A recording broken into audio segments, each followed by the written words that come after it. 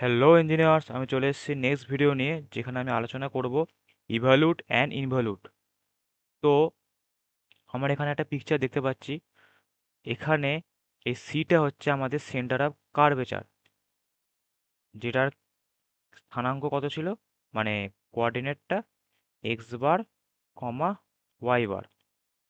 এবার X bar Y বারের formula কি হয়, Y equal to F X এর জন্য, X equal to F Y এর জন্য, সেটা আমরা আগের ভিডিওগুলোতেই, মানে আগের ভিডিওতে আলোচনা করেছি, যেখানে সেন্টার অফ কার্ভেচারের ফর্মুলা আলোচনা করেছিলাম। ওখানে আমি আলোচনা করে দিয়েছিলাম। এবার এই যে গামাটা, এটা হচ্ছে ক্যাপিটাল গামা। তো আমি এখন গামাই মনে রাখ, এইটা হচ্ছে একটা কার্ভ।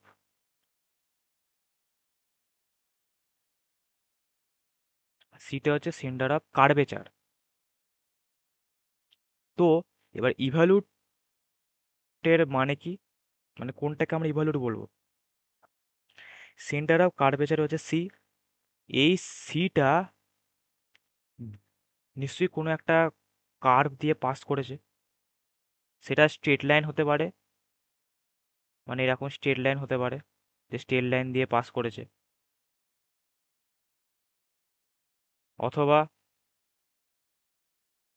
কোন একটা এরকম নর্মাল কার্ভ হতে পারে, এরকম টাইপের, সেটাও হতে পারে। অথবা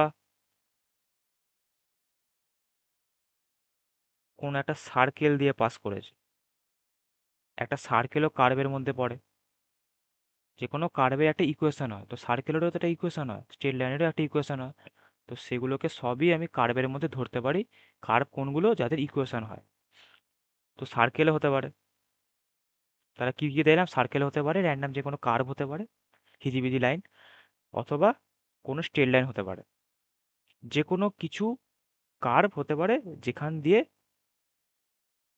সিটা পাস করেছে, মানে সেন্টার অফ কার্ভেচার পাস করেছে, মানে যার ওপর সিটা অবস্থিত, যার ওপর সিটা অবস্থিত।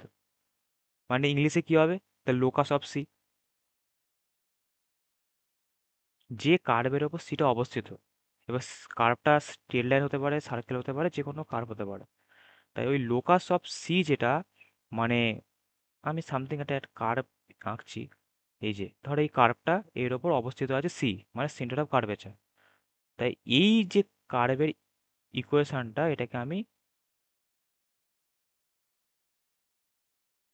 এরকম ধরছি, গামা ওয়ান। এটা হচ্ছে গামা, এটা হচ্ছে গামা ওয়ান। এটা বেঁকে গেল, ঠিক করে দিচ্ছি আমি। তো এরকম যে ছোট্ট দাগ থাকে, এই এরকম আর কি। যেমন এখানে আছে, এটা হচ্ছে গামা, আর এটা হচ্ছে গামা ওয়ান। তো গামা ওয়ান হচ্ছে ইভলিউট অফ,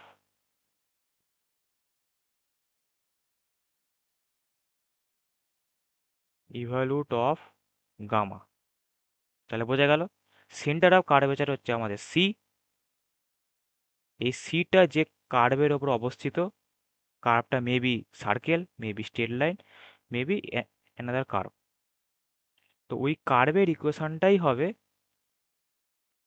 অরিজিনাল কার্ভের ইনভলিউট বা ইভলিউট। তাহলে কি বুঝলাম, সেন্টার অফ কার্ভেচার যে কার্ভের ওপর অবস্থিত, মানে ইংলিশে the locus of C,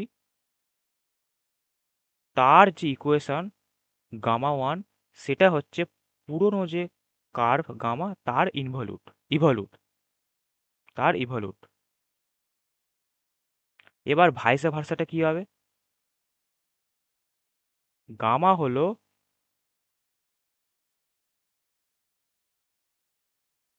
involute of gamma one. তাহলে বোঝা গেল,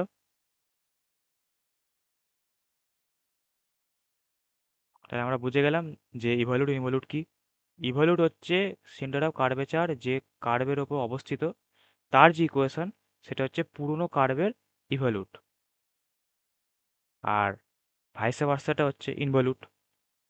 পরীক্ষাতে কিরকম প্রবলেম দেবে, একটা কার্ভ দিয়ে দেবে, ওর ইনভলিউটের এক্সপ্রেশন বার করতে দেবে, মানে একটা কার্ভের ইকুয়েশন দিয়ে দেবে, বলবে write the equation of involute of the curve, মানে তোদের গামাটা দিয়ে দেবে, কার্ভের ইকুয়েশনটা দিয়ে দেবে, নিয়ে তোদের তার ইনভ্যালুট বার করতে বলবে।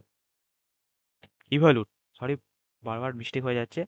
একটা ইকুয়েশন দিয়ে দেবে, একটা কার্ভের ইকুয়েশন দিয়ে দেবে, মানে একটা গামার ইকুয়েশন দিয়ে দেবে, নিয়ে তার ইভ্যালুট বার করতে দেবে, মানে গামা মান বার করতে দেবে।